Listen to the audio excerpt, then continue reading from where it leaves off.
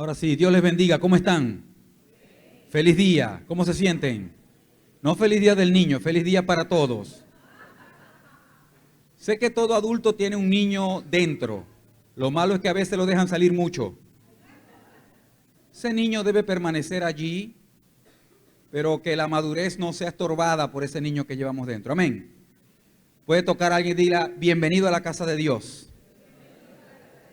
Qué tiempo poder compartir juntos en familia. Este día diferente, los que conocen en nuestro formato iglesia, hoy decidimos flexibilizarlo por esta tónica del Día del Amigo y Día del Niño. Día del Amigo para nosotros es un tiempo especial donde la iglesia invita a alguien que considera cercano, que considera especial, que le ha elegido como amigo. Incluso vemos como el Señor Jesús se muestra amigo de un Pedro, de un Mateo, y literalmente dice, no me eligieron ustedes a mí, yo los elegí a ustedes. Y la amistad tiene esa particularidad, que uno elige con quién conectarse. Y entendiendo esa gran verdad, piensa en tu corazón, el Señor me eligió para ser su amigo, para querer ser mi amigo. ¿Cómo estoy correspondiendo a esa amistad? Amistad tiene que ver con un lazo cercano. ¿Sabe? Tú eliges a tus amigos. Igualmente el Señor. Y si no lo estás haciendo, créame que estás viviendo bastante mal. Porque tú debes elegir quién es amigo. Si es así, porque así lo es, Jesús eligió ser tu amigo. Llamarte, extenderte la mano, como lo hizo en la antigüedad, lo sigue haciendo hoy. Estaremos hablando eso, sobre el Día del Amigo, y quiero comenzar con mi historia. Con mi historia en cómo me hice amigo de Jesús. Y sabe, rompo de una vez ese mito de que Jesús no es un amigo imaginario. Créanme, los que lo conocen de cerca, Jesús no es el amigo imaginario de los adultos. Jesús es la persona más importante en el corazón de la gente cuando le cree y le conoce. ¿Sabe? Y quiero comenzar con mi historia de cómo se ha entrelazado esa amistad con Jesús. Y mi historia la quiero compartir muy someramente porque sé que conecta con muchas historias. Y es que sinceramente mi vida antes de ser amigo de Jesús era desordenada, vacía. Nada parecía tener propósito. Aunque estaba muy ocupado, cada vez me sentía más vacío. Ocupado socialmente, ocupado trabajando, teniendo dinero, consumiendo cosas materiales. Y había vivido como el patrón de mi entorno me había enseñado, nada más. Pero vivía de una forma vacía, desordenada, que nada parecía tener sentido, nada parecía tener un propósito profundo. Y sinceramente cuando llego a busco conocerle, o él me alcanzó más bien, había tocado yo fondo. Y oído, no fui un criminal, no fui como muchas personas dijeron, este se metió a tal cosa porque mató a alguien. ¿Han escuchado ese mito? O porque hizo tal cosa y ahora sí. No, lo mío fue ser bastante normal, muy normal. ¿Sabe? Fiestas, relaciones para allá y para acá, dinero, ego, más nada. Pero había un vacío que me estaba quemando el pecho. Había una tristeza profunda que solo sentía cuando estaba solo conmigo bañándome, a punto de dormir. Las noches terribles porque no conciliaba el sueño. Y sabía que algo faltaba dentro de mí. Y lo que conocía de Jesús era por la tradición. Hasta que en ese fondo conocí a Jesucristo a través de su palabra. Alguien me regaló un Nuevo Testamento y dice, ¿quieres conocer a Jesús? Lee Juan. Habla de quién es Jesús y cómo se hace amigo cercano de un muchacho llamado Juan, que tanto que lo llama mi discípulo más amado. ¡Wow! Y lo viví como una serie tal cual de las que vemos ahora en Netflix. Iba viendo cada capítulo, ¡wow! Y luego al final de Juan, dice Juan, y ese discípulo tan amado era yo. Y yo, ¡wow! Era Juan. O sea que también puede ser conmigo. Y recuerdo claramente que en la soledad de mi habitación caí de rodillas y le dije, Jesús, quiero ser tu amigo. Sé que no lo merezco, sé que no tengo lo suficiente. Sé que tienes muchas razones para condenarme o para enviar un rayo, como pensaba que de niño hacías con los malos. Pero solo quiero ser tu amigo. ¿Se puede? Y algo en mí comenzó a cambiar. Oído, no fui buenito al otro día. Seguían los pensamientos negativos, pero Jesús ya estaba ahí. Y lo que sentí fue, hace rato que estoy con los brazos abiertos esperándote. Conocí a Jesucristo a través de su palabra, le creí y abracé la fe en Él. Los que conocen mi historia de chamo hasta ahora, saben que algo pasó, que algo cambió. Y lo que decidí fue ser un seguidor de Cristo el resto de mi vida. Y luego comenzó. Y hablo esto así a grosso modo, porque hoy quiero hablarte de lo básico para ser un verdadero amigo de Jesús.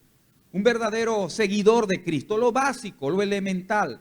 Quiero que hablemos cómo conocerlo cada día de tu vida.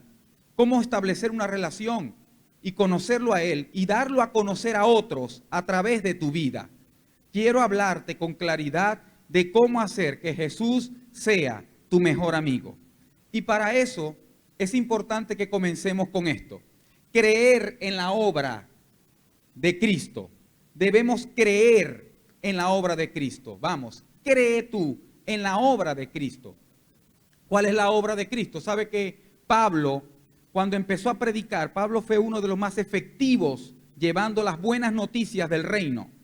Fue a una ciudad llamada Colosas y predicó, hey, crean la obra de Cristo.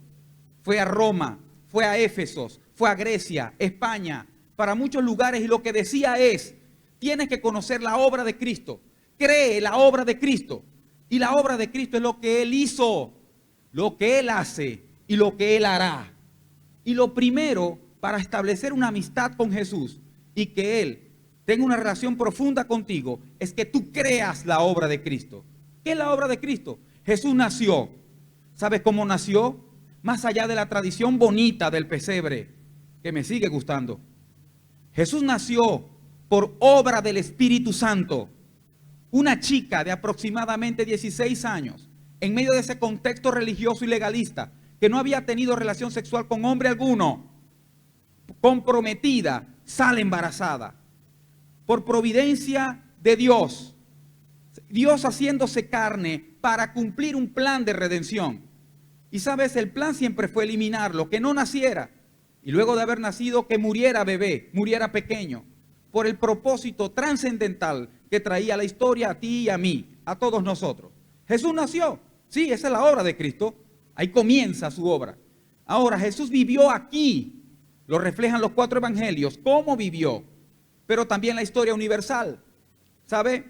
Que la historia de Israel habla, no estoy hablando de la Biblia, la historia de la nación de Israel habla de un profeta maravilloso que tuvo que haber sido Dios, que sanó enfermos, perdonó, que levantó muertos, que trajo pan a los pobres, que ayudaba, vivió con un corazón entregado a otros más que a sí mismo. Murió, sí, pero no lo mataron. Él se entregó a sí mismo para perdón de nuestros pecados, para que el que crea que lo que Él hizo en la cruz tenga que ver contigo, perdona todo lo que te separa de Dios. Él, con lo que ocurrió en la cruz, su obra, significa que ya no hay más separación entre tu corazón y el mismo creador del universo. Porque ese Jesús pagó el precio por cada uno de nosotros. Y sabes, esa muerte en la cruz, ese derramamiento de sangre profetizado desde la antigüedad, tenía que ver con un sacrificio vivo y eterno. Y ya no habrá más sacrificios de machos cabríos, no habrá más sacrificios de animales, un solo sacrificio para todos y por todos. Uno solo. Y ese sacrificio, que cuando yo creo Jesús y miro a la cruz, perdona todos tus pecados. ¿Cuántos?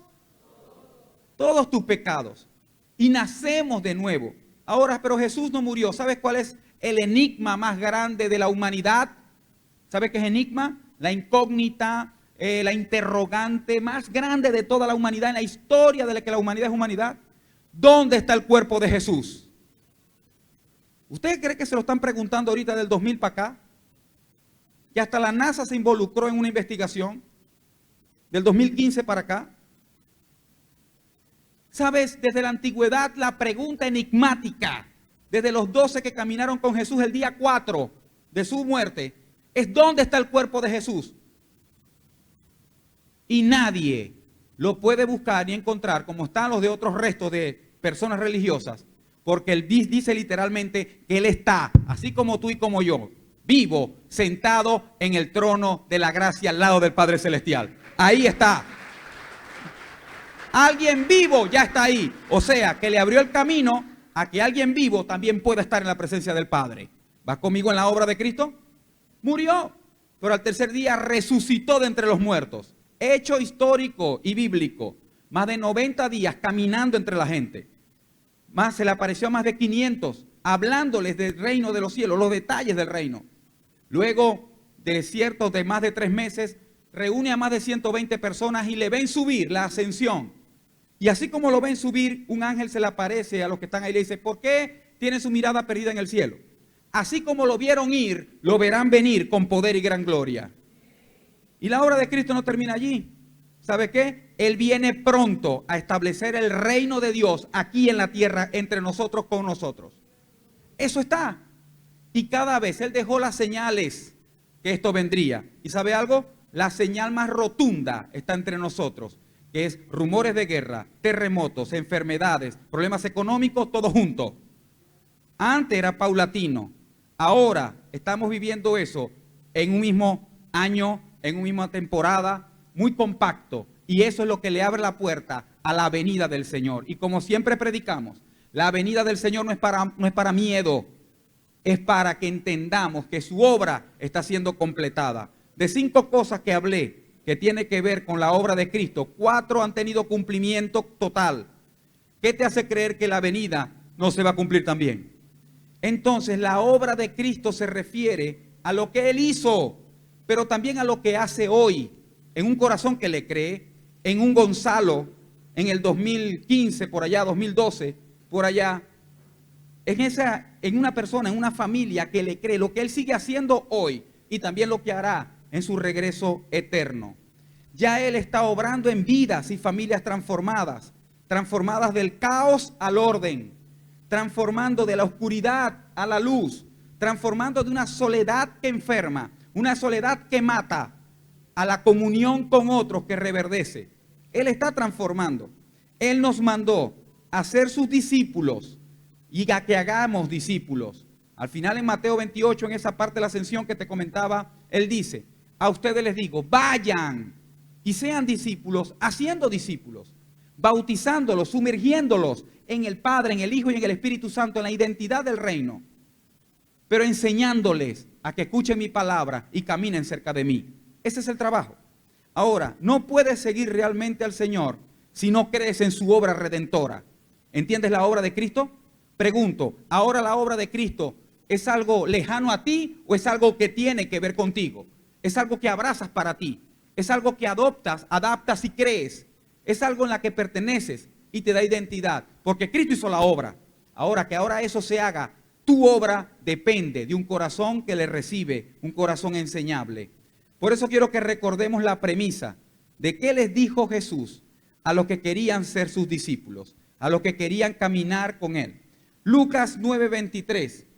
Jesús decía a todos, si alguno quiere ser mi discípulo, niéguese a sí mismo, tome su cruz cada día y sígame. ¿Sabe? Jesús dice esto a todos. El que quiera seguirme, están estas 3 cosas elementales. Niéguese a sí mismo, permíteme explicarte. No es que pierdas tu personalidad. Negarte a ti no es que pierdas tu esencia o que dejes de ser tú. No es eso. ¿Sabe a qué se refiere? Se trata de quitar el enfoque de solo vivir para ti, de solo vivir de forma egocéntrica, que todo sea por mí y para mí, de ser un amador solo de ti mismo. Incluso el gran mandamiento es ama a Dios por sobre todas las cosas y a tu prójimo como a ti mismo. Pero una de las señales antes del fin, de que venga el Señor, es que habrán cada vez más amadores de sí mismo, aún en las iglesias, que se amarán más así y eso es basta, eso es suficiente, no importa a los demás. Y a eso se refiere a negarte a ti mismo.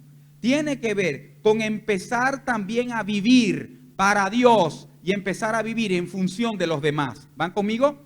Negarte a ti tiene que ver con dejar de vivir solamente para ti y empezar a vivir también para Dios y en función de otros, como Jesús lo estaba haciendo. También habla de tómese su cruz cada día. ¿Cómo va? ¿Cada cuánto vas a tomar tu cruz? Ahora, todos tenemos una cruz particular y quiero sanear esta parte. El Señor te quiere con toda y cargas particulares, con todo y eso que solo tú puedes llevar. Él te quiere con eso. ¿Sabe? Puede ser que lo que signifique la cruz para Luis no necesariamente es la cruz para mí. Cada quien lleva una carga que tiene que llevar. ¿Sabe qué me encanta de esto de toma tu cruz? Esa cruz tengo que llevarla hasta el Gólgota.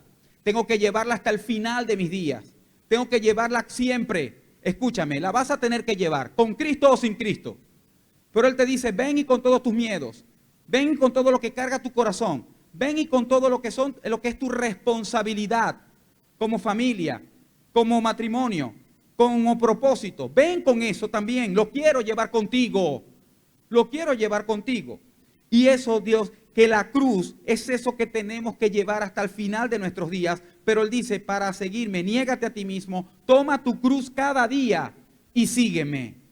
Ahora, ¿sabe algo? El Señor no llama a los desocupados. ¿Escuchaste eso? El Señor no llama a los desocupados.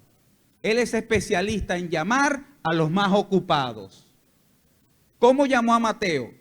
Sentado en la mesa de los tributos, sacando cuenta y pellizcando para sí riquezas ilegales. ¿Cómo llamó a Pedro? Lavando las redes, afanado en sus ocupaciones.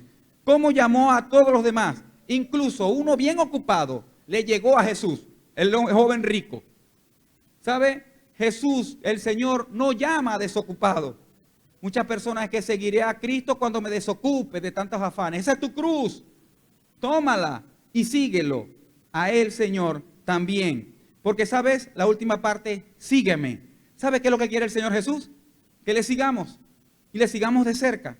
Es una invitación amorosa a dejarte guiar por Él. A mantener un corazón enseñable. Eso es lo que quiere el Señor con cada uno de nosotros. Entonces, para conocer a Cristo y seguirle, debemos primero aceptar y creer su obra, la cual comienza con todos nosotros. Ahora, una vez que yo acepto la obra redentora de Cristo, que ya la crees, crees que lo que pasó en la cruz tiene que ver contigo, aceptas y recibes la obra de Cristo en tu vida, no solo como un hecho histórico, ¿qué debes hacer? Lo otro, vive en la palabra. Para poder ser amigo de Jesús, debes vivir en la palabra. Por ejemplo, ¿cómo yo soy amigo de Dani si no le escucho su palabra? Si no escucho lo que dice, si no sé lo que dice, lo que hay en su corazón, lo que piensa, si él no quiere escuchar lo que yo pienso, si él no quiere escuchar mi palabra, sencillo. ¿Cómo pueden ser amigos dos que no se hablan? Lógico. Vive en su palabra. Ahora, ¿de qué significa eso, Gonzalo? Dedícale tiempo al maestro.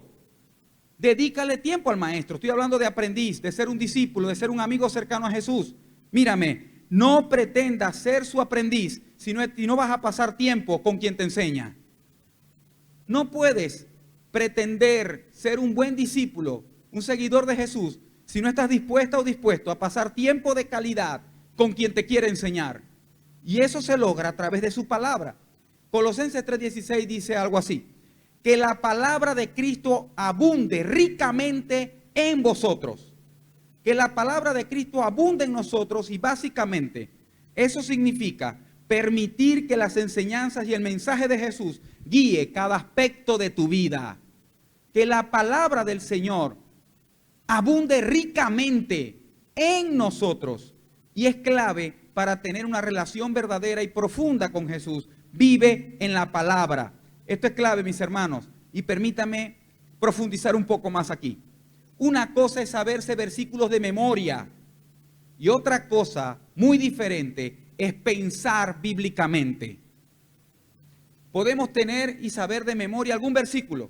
Eso no significa que esté viviendo la palabra. En la palabra tengo una adversidad económica, tengo una situación con mi esposa crítica que separa mi corazón del de ella en este momento. Ahora, ¿qué hago? ¿Me dejo llevar por mis emociones, por mis ganas de pagarle mal por mal, o vivo la palabra que me dice perdona como yo te he perdonado a ti?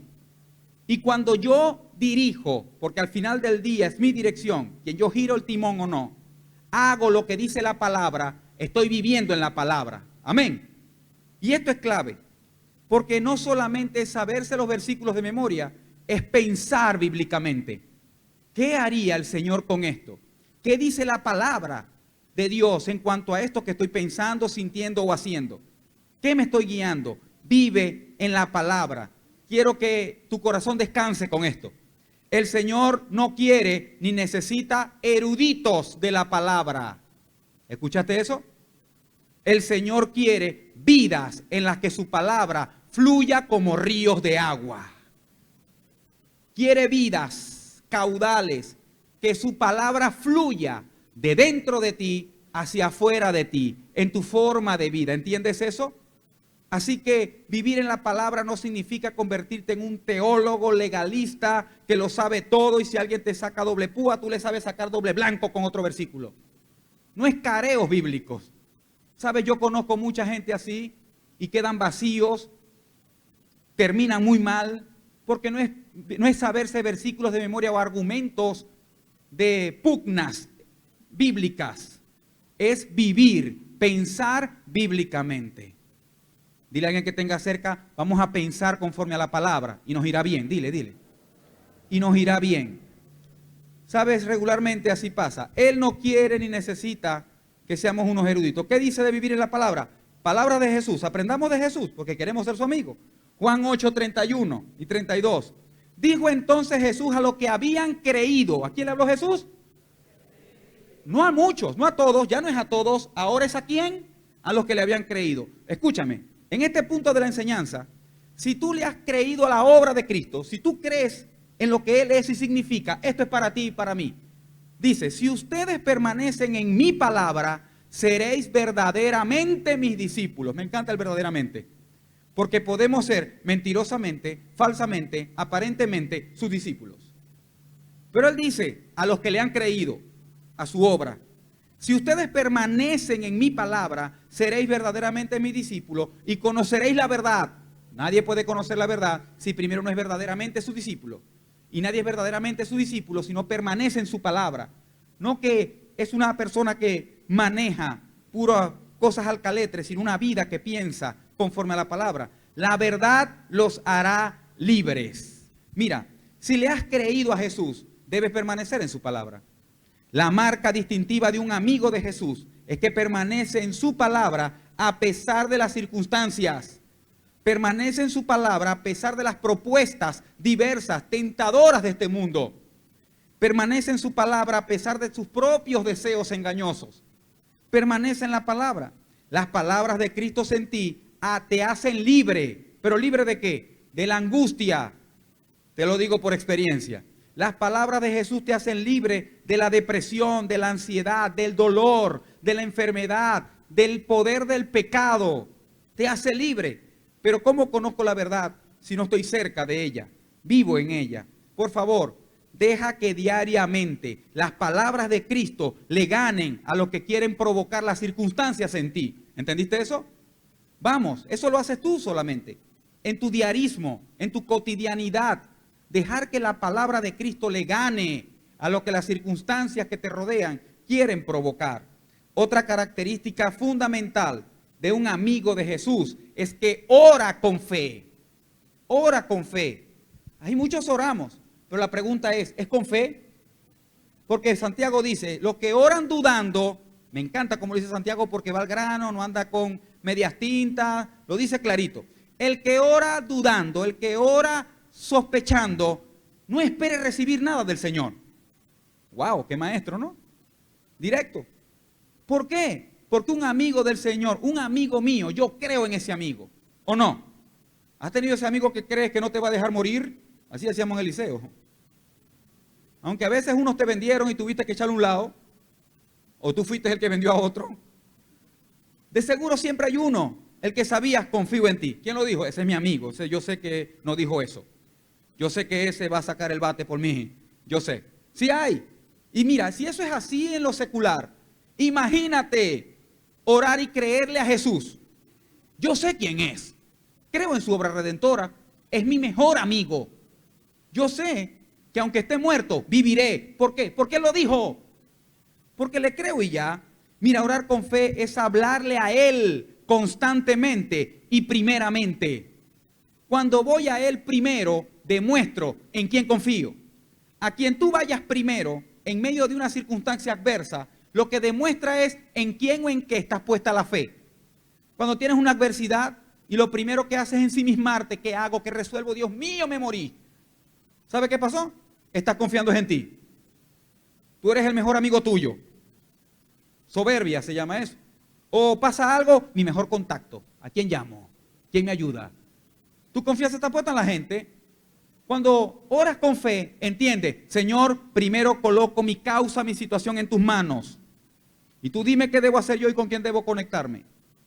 Pero te entrego mi situación a ti. Confío en ti. Muéstrame. Dime qué debo hacer. ¿Cuál es mi falla? Revísame por dentro. El salmista decía, escudriñame con hisopo. Límpiame con hisopo. Llega hasta dentro.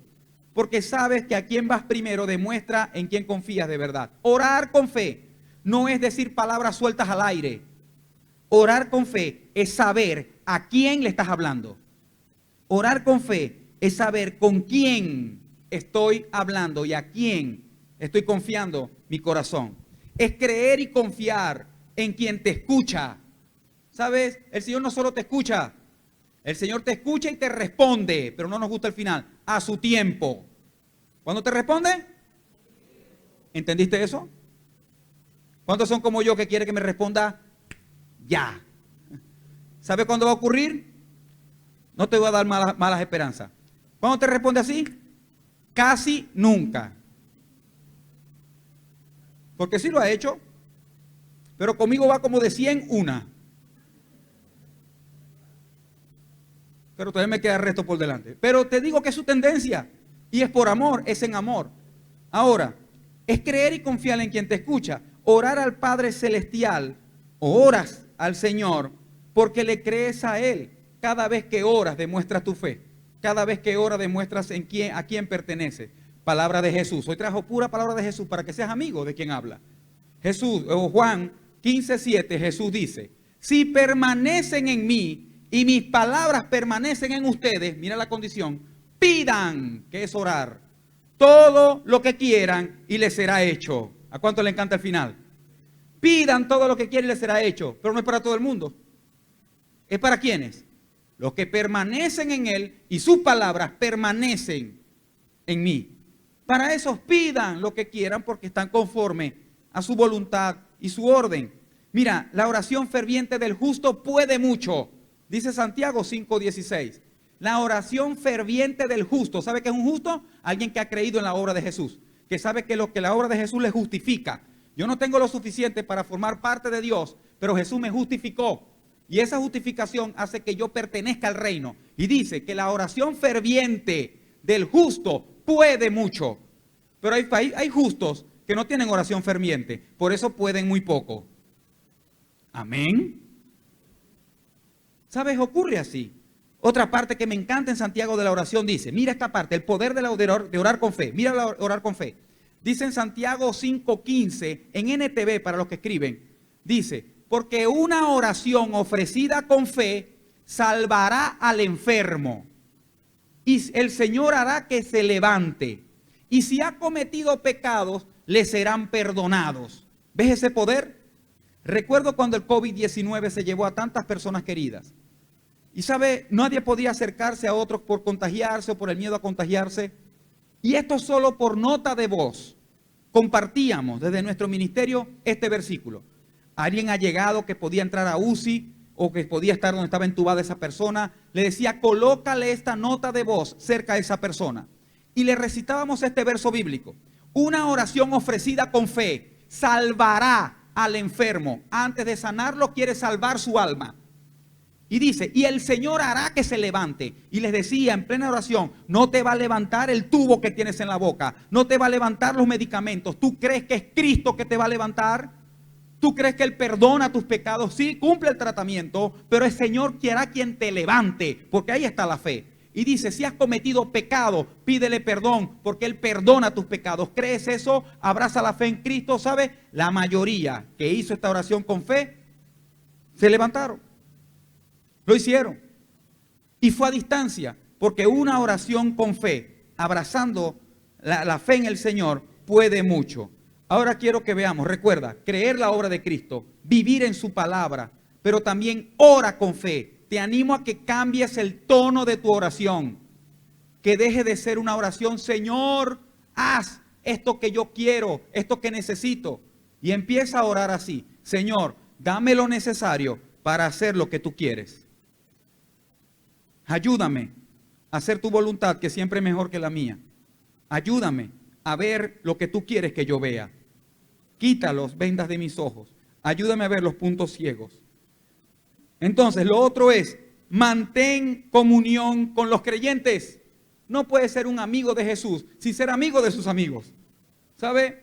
Tiene que ver con mantener comunión. Me refiero a conexión en la misma fe, la misma esperanza de todos y participando de la misma obra. Debes participar de la misma obra de Cristo que sigue avanzando en esta tierra, en este planeta. ¿Sabes? Tú participas con otras personas de la misma obra. A esto se refiere. Conexión. No es solo tener un círculo de amigos paralelos. Escúchame, yo pasé por eso. Mantener comunión con otros que creen al Señor como tú o más que tú significa que no solo debes tener amigos en paralelo. Tengo un grupo de amigos con los que soy como yo quiero, con los que no tomo en cuenta su palabra, con los que ni siquiera se menciona a Jesús o lo que es su obra, y tengo otros amigos paralelos en los que sí. No es eso.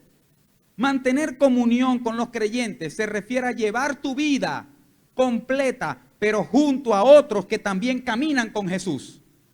Comunión tiene que ver con tener esa conexión común en la fe, esa misma fe, y tener un círculo de amigos que caminan cercanos a Jesús contigo, que se caen como tú y les puedes levantar, o que tú te caes y te pueden levantar. Eso se refiere. Esto de conectar con otros que creen es muy importante para Jesús. Mira, esto de que tú y yo nos conectemos con otros que creen es más importante para Jesús de lo que muchos pensamos. ¿Por qué usted cree que Jesús reunió a 12? Y le dijo, me voy, ustedes están conectados. Fluyan, ámense unos a otros. Vamos. Y si esos 12 muchachos, que según estudios investigativos, el mayor tendría unos 26, Pedro, y el menor unos 16, todos se topaban entre ese lapso de edades, entre esos 12 muchachos rotos, desechados por la sociedad, tal vez por su familia, Jesús confió, se conectaron con Él, conéctense entre ustedes, cambiemos el mundo, traigamos el reino. Él dijo, no le plació traerlo a los sabios y eruditos, los pomposos y religiosos de la época, a los escribas y fariseos. Y sabes, simplemente en la conexión, en un solo sentir, no siendo uniformados, viéndose iguales, sino en unidad, pudieron caminar juntos. Mira lo que dice Jesús con respecto a eso. Juan 13, pero 34 y 35. Un mandamiento nuevo os doy. Les sigue hablando a los que han creído en Él y son sus discípulos. Ahora trae un mandamiento nuevo. Todos pelaron los ojos. Nuevo. Hay un mandamiento nuevo. Sí, que se amen unos a otros como yo les he amado. Ay, mi madre. Puso la vara alta, ¿cierto? ¿Cómo Cristo les había amado? Sin merecerlo, siendo culpables, estando rotos, vacíos, directos a un patrón negativo de conducta peor que el de sus padres. Y le dice, ámense ustedes como yo les he amado. Conexión. Que también se amen unos a otros. En esto conocerán todos los de afuera que son mis discípulos, si tienen amor los unos con los otros. Amor es unión. Amor no es una palabra solo sexual, no es una palabra rosadita y afeminada. Amor es unión. El amor une. Es el vínculo perfecto. Dios es amor. Y unión es vida. No hay vida sin unión. Muerte es separación. Entonces, cuando usted se une a otros, produce vida y la vida de Cristo. Jesús orando por sus amigos. Juan 17. Jesús orando por sus amigos cercanos.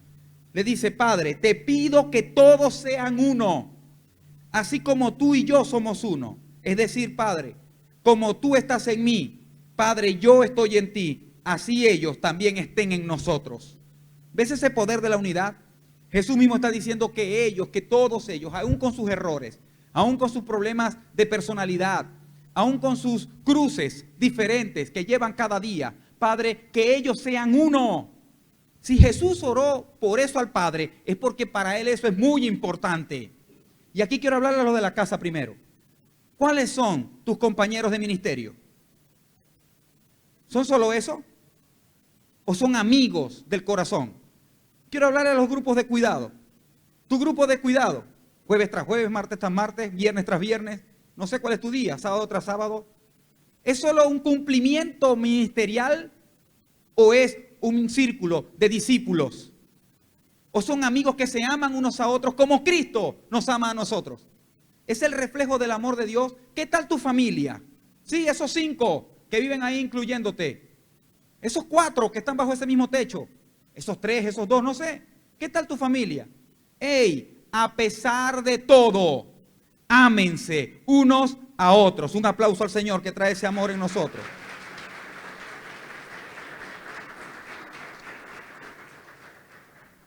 Lo cierto es, mis hermanos y amigos, no fuiste llamado a seguir a Cristo en soledad. Todo el que ha intentado hacer eso termina muy mal. No fuiste llamado a creer en Cristo, a ser amigo de Cristo solo o sola, sino en comunidad de fe. Es un modelo de Jesús. Y esa comunidad de fe tiene que ver con esto que hacemos los domingos, los miércoles de oración. Tiene que ver con los grupos de cuidado, grupos pequeños donde se conversa, donde se comparten, ¿sabes? Motivos de oración profunda, donde se ven crecer a los niños, donde ven que los matrimonios avanzan. Eso tiene que ver con el diseño del Señor. Debes conectarte al cuerpo de Cristo. Es el llamado, querido amigo. ¿Sabe? Y recuerda, quiero que hagamos eso. Creer en la obra de Cristo, vivir en la palabra, orar con fe.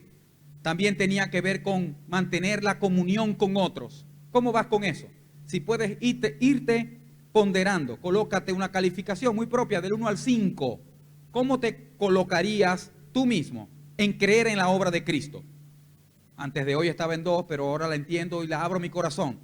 ¿Cómo estás con eso de vivir la palabra? Sinceramente, entre tú y el Señor, tu maestro, en dedicarle tiempo al maestro. ¿Cómo estás con eso de orar con fe? No orar sospechoso. No orar aunque tengamos temor, pero la fe prevalece. ¿Cómo estás con eso de mantener la comunión con otros? De soltar esa rebelión silenciosa en el corazón que te separa de gente que te ama y de que tú amas al final. ¿Y qué tal esta? Testifica al mundo. Eso hace un discípulo de Jesús. Testifica al mundo. Y si estabas prestando atención, presta ahora toda tu atención. Porque esto se refiere a alumbrar en medio de este mundo desordenado, oscuro y vacío. Se refiere a eso, testificar. Cuando la luz de Cristo te alcanza y permanece en ti, te haces visible en medio de cualquier oscuridad, en medio de cualquier situación difícil o donde las tinieblas quieren tener el protagonismo. Cuando la luz de Cristo te alcanza, como alcanzó mi vida, como alcanzó seguro tu vida en algún momento, o como la que va a alcanzar tu vida el día de hoy o los próximos días, ¿sabe? Pero permaneces en ti, esa luz de Cristo permanece en ti. ¿Qué va a ocurrir? Vas a empezar a ser visible en medio de la oscuridad y la tormenta.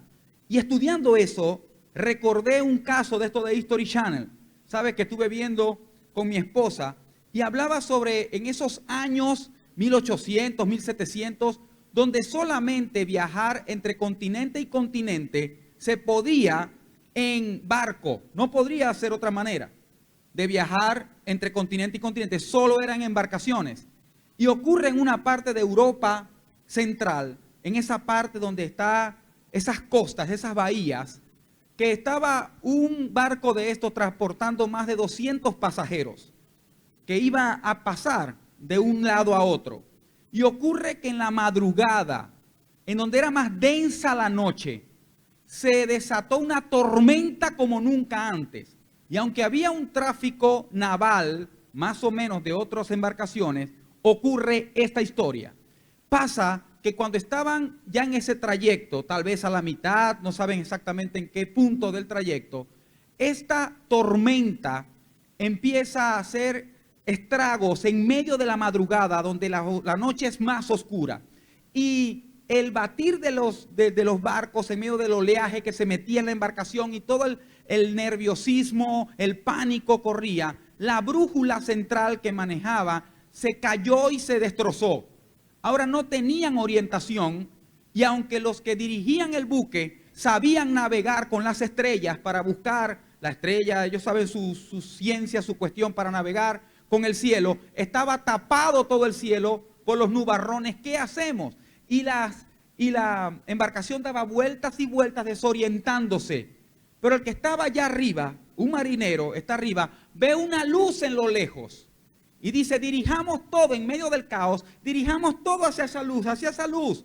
Vamos, que eso tiene que ser tierra. Y empezaron, aunque se veía muy lejos y se iba y se quitaba por el mismo vendaval, ellos empezaron todos, hermanos, hasta la tripulación y hasta gente de los pasajeros, todos a trabajar juntos para seguir remando, dirigiendo toda la embarcación hacia esa luz. ¿Sabes? Ese esfuerzo sostenido por tantas horas hasta el amanecer los hizo llegar a un puerto seguro por seguir una luz que brilló en medio de la oscuridad. Y eso, viéndolo, aterrizándolo esta enseñanza, recordaba que el faro no llamó a nadie.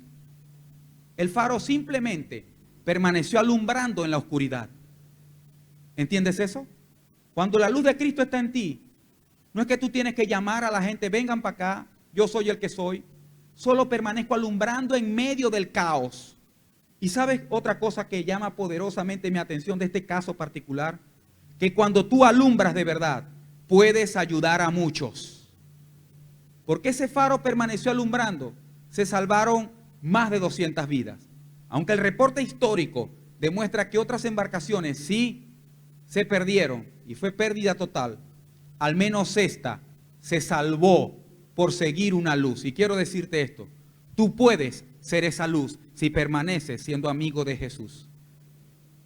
Que en medio de la tormenta no apaga su luz, porque si apago mi luz significa formo parte de la oscuridad.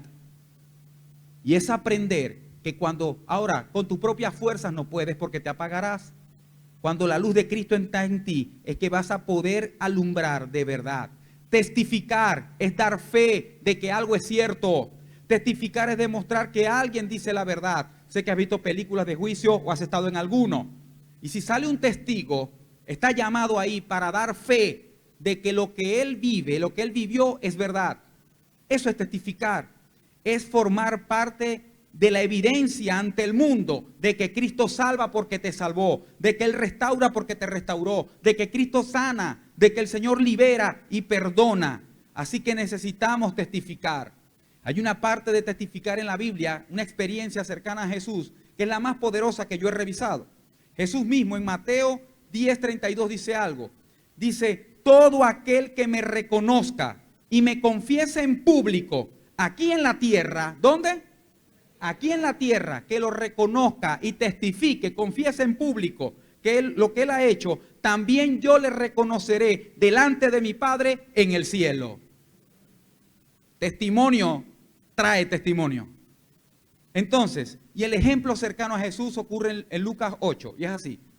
Jesús también iba a pasar de un lugar a otro con los discípulos en Capernaum, pero ocurre algo. Del otro lado existía un hombre endemoniado, muy famoso en ese tiempo, el endemoniado Garadeno.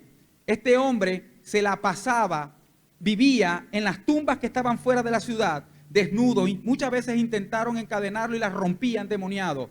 Jesús llega a ese lugar y enseguida le sale al encuentro, y de ese hombre o esas entidades que lo gobernaban, de una vez reconocen a Jesús. ¿Qué vienes por nosotros? ¿Qué haces con nosotros? Y Jesús, dice la Escritura, que enseguida le preguntó, ¿cómo te llamas? Y esa entidad respondió, Legión, porque muchos somos dentro de este. Lo querían matar. Y sabes, te pido que no nos eches, que nos atormente, que lo echara a una ladera de cerdos que estaba apacentando. Se fue hacia allá, de seguro usted conoce la historia. Ellos se lanzaron al mar. Lo cierto es que quiero llegar a este hombre que antes tenía eso. Al conocer a Jesús es libre. de todo. ¿Y sabes qué legión puede significar para ti?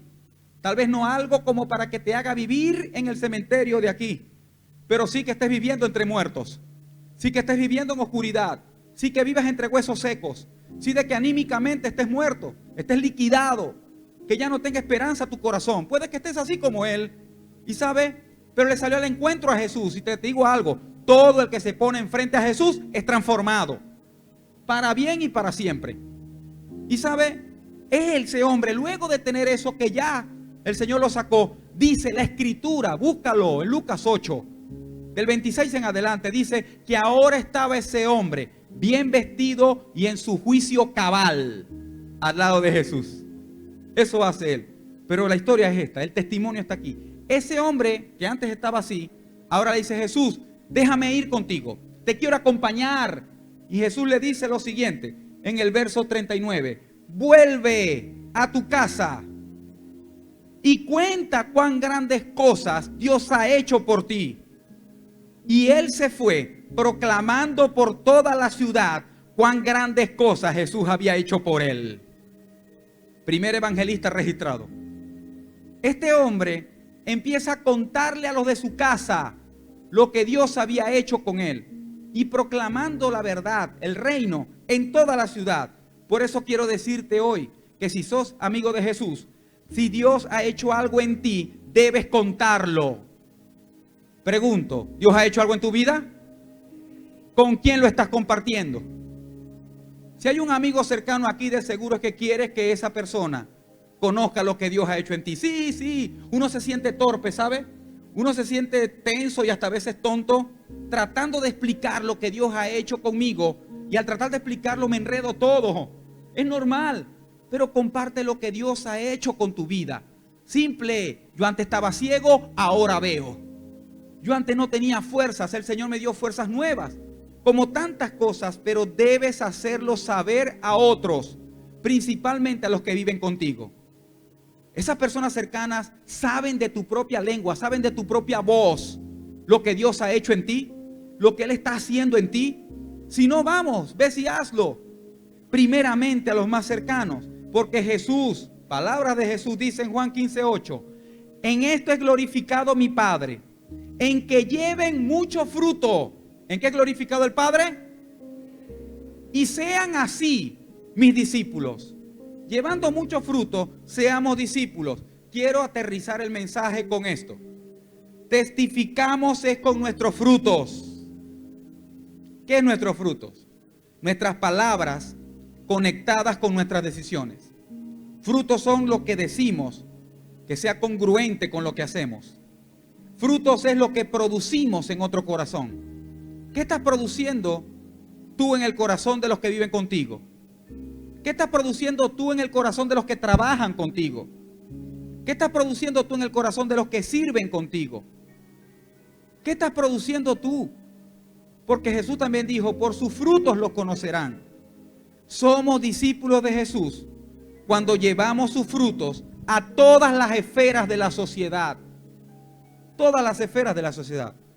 Aquí hay personas que trabajan en esferas de la sociedad seculares y no han escuchado de mí una prohibición, sino más bien una alerta de cuidado de que tu faro no se apague y forme parte de la oscuridad, sino que simplemente alumbra con tu comportamiento cónsono a tu fe, con tus palabras que traigan consuelo, bendición y perspectiva de reino. Porque el Señor no quiere quitarte nada, querido amigo. El Señor quiere dártelo todo. Y todo eso comienza con lo espiritual. Comienza con la identidad. Somos discípulos de Jesús cuando somos intencionales en llevar buenos frutos en las esferas de la sociedad y en todas las áreas de tu vida. Todas las áreas, la sexual, la relacional, la financiera, todas las áreas de tu vida. Lleva frutos.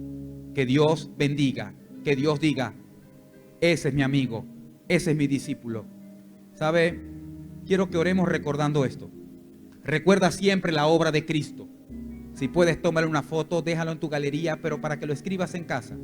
Y que esto sea un buen punto de partida para los que están empezando a conocer al Señor.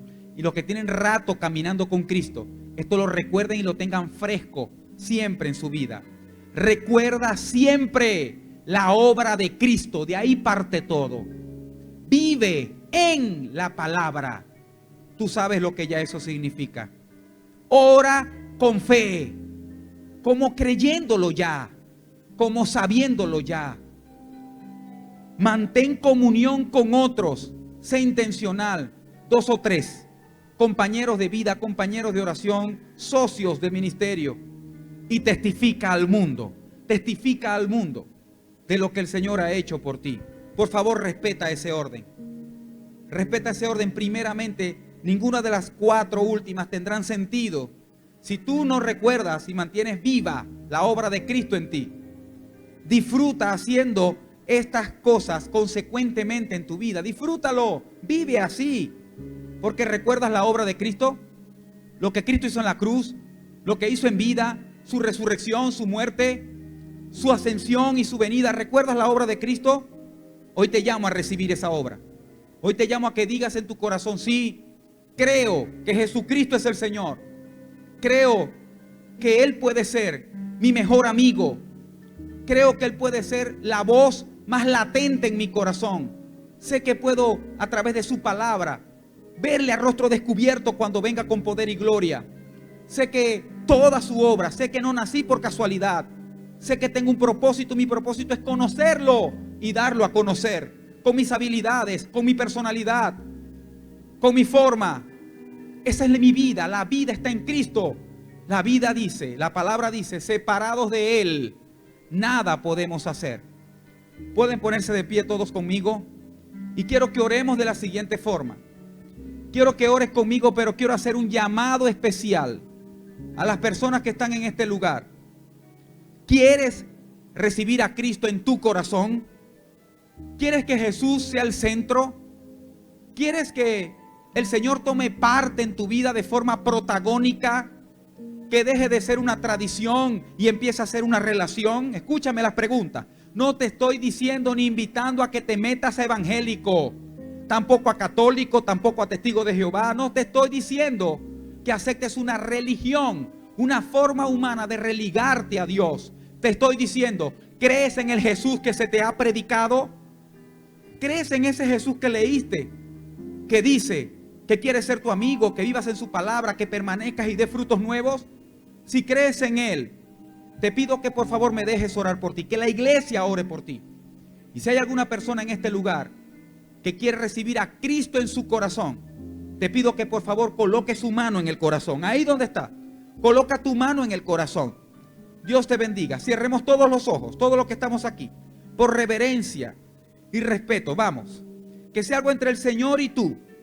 Y dile: Señor, aquí está mi corazón.